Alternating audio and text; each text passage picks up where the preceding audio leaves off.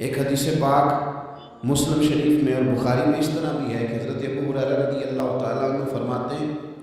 کہ نبی کریم صلی اللہ علیہ وسلم نے فرمایا ایک دن جنت اور جہنم کا آپس میں مباحثہ ہو گیا، جنت اور جہنم کی آپس میں بحث ہو گئی۔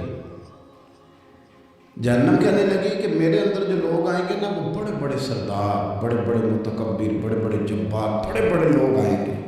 یہ میری شاید فضیلت ہے۔ جہنم کہہ رہی ہے جہنم کہ بڑے بڑے جبار متکبر وہ میرے اندر آئیں گے، شاید یہ وجہ اعزاز ہے۔ تو جنت نے جواب میں کہا کہ میرے اندر تو غریب اور فقیر لوگ ہی آئیں گے، میرے اندر تو وہ لوگ آئیں گے جو دنیا میں بظاہر بڑے بڑے نہیں تھے، فقراء، مساکین، یتامہ، یہ اکثر ہوں گے، پتہ نہیں اس کی کیا وجہ۔ جب دونوں آپس میں گفتگو کر رہے تھے نا تو رسول کریم صلی اللہ تعالیٰ علیہ وسلم فرماتے ہیں اللہ تعالیٰ نے پھر جنت سے فرمایا،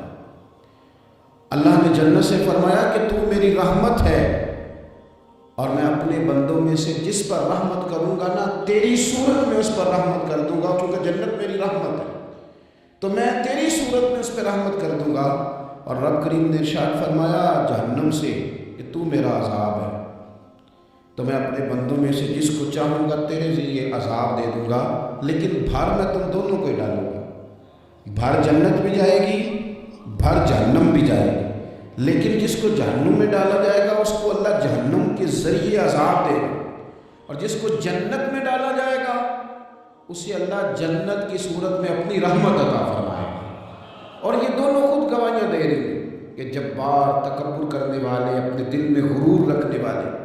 بڑا بڑا اپنے آپ کو گرداننے والے، جہنم خود کہہ رہی ہے وہ میرے اندر آئیں، اور جنت کہتی ہے کہ میرے اندر تو ضعیف لوگ آئیں گے، لاچار لوگ آئیں گے، عاجز لوگ آئیں گے، کمزور لوگ آئیں گے۔ شوق بڑا ہے لوگوں کو، آپ یقین کریں کہ کچھ لوگوں کو سادی گاڑی میں مزہ ہی نہیں آتا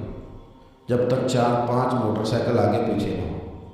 لوگوں کو اتنی دیر تک لطف ہی نہیں آتا جتنی دیر تک 15-20 لوگ ان کے پروٹوکول کے لیے موجود نہ ہوں۔ یاد رکھیے گا